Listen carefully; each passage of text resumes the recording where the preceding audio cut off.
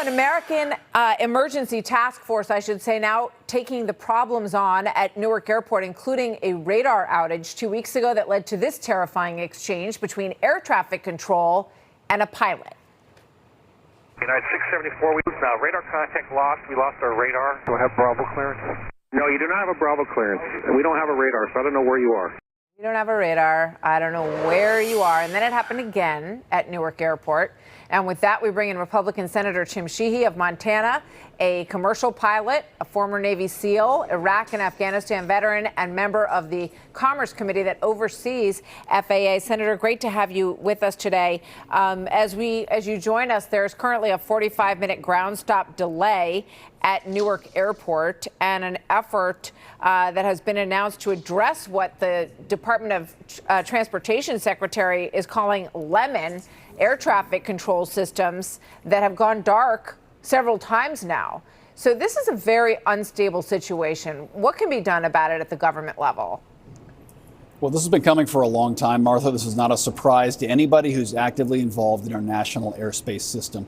America is the birthplace of aviation and aerospace. We've innovated since the very beginning, from the Wright brothers, over 100 years ago through today. But we've seen in the last several decades is an increased sclerotic, atrophy of our national airspace capability, from certifying new aircraft to creating new pilots and mechanics to air traffic controllers to our national airspace control system. It's a 1950s era bureaucracy that's buckling under its own weight. It's been happening in slow motion for a long time. And of course, during the Biden administration, we saw the FAA taking all the time they needed to eliminate the terms cockpit and unmanned and encourage all these different initiatives when we didn't have enough radars. Yeah, they had billions of dollars that were already allocated to upgrade all of these systems during the last administration. And I don't know what happened to the taxpayer money that was supposed to be going to fixing this, but it would be funny if it wasn't so incredibly dangerous. And I really hope that we don't see a tragedy, but no one should be surprised if that's what happens. Here's Scott Kirby, the United Airlines CEO, this morning. Senator, listen to this. It is absolutely safe. Look, if you're an air traffic controller, I appreciate the work. They're incredible professionals in everything that they do to keep the sky safe. But it's stressful, it's tense, they're understaffed, they're working a lot of overtime hours. But what we do when there are situations like this, communication, radar outages, anything, we have backup procedures and backups to the backups. Backups to the backups. So my question is, and I know that Elon Musk's folks took a look at the technology that we use at FAA and basically said, yeah, that dusty stuff in the corner, please don't ever use that stuff again.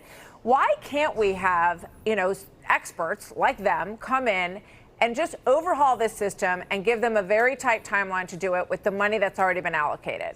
Well, we can and we will, and that's what's going to happen now, Martha. And in fairness, this body I'm sitting in now, the U.S. Congress, is very much to blame for this issue. We have been unwilling to make the tough decisions about updating our national airspace system for years, and now it's coming back to bite us. And as you said, hopefully don't have a tragedy. We just had a tragedy a few months ago, as you know, right here in D.C. So it's time to upgrade. What does that mean? That means a faster pipeline for air traffic controllers. There's a man with a gun standing not 20 yards from me who's guarding our Capitol, who was an air traffic controller in the U.S. Air Force. And instead of becoming a civilian air traffic controller, he has become a Capitol Police officer because the pay is better. There's a lot of things we can do. It's time to get to work. Frankly, some pretty easy fixes. Yeah, and I just feel that, the money that was allocated, someone needs to track down what happened to it and why the task that it was designated for still hasn't happened. It's really shocking. Senator Sheehy from Montana, thank you very much. Good to see you, sir. Thanks, Martha.